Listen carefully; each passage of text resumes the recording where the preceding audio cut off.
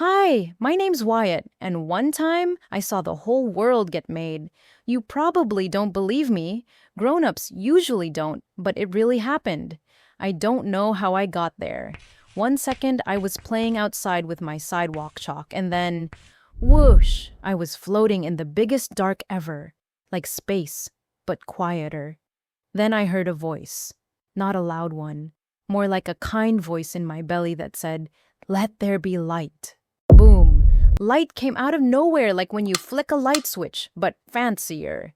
It wasn't the sun yet, just a brightness that pushed the dark to the side. Then God split them in half and called one day and the other night. I asked if he wanted to name the other things too. He chuckled and said, "Soon." The next day, God made the sky. It stretched up blue and sparkly like my favorite glitter glue. I said, "Wow, it looks like cotton candy." He said, "Good, but don't eat it." He called the space between the waters sky, and I floated up in it like a balloon. God clapped his hands and the water swooshed aside. Dry land popped up like cookies rising in the oven. He called it earth, and the waters got named seas. Then, whoosh, grass grew and trees sprouted everywhere. Some had coconuts, some had tiny purple berries. I asked if I could eat one. He said, "Try it." It was the best thing ever, juicier than any fruit roll-up.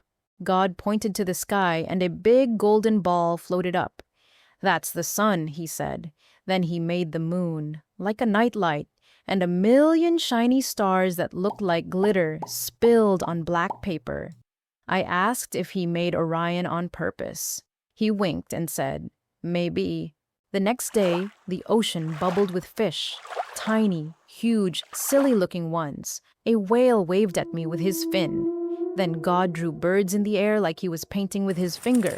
Some flapped, some glided, and one dropped a feather on my head.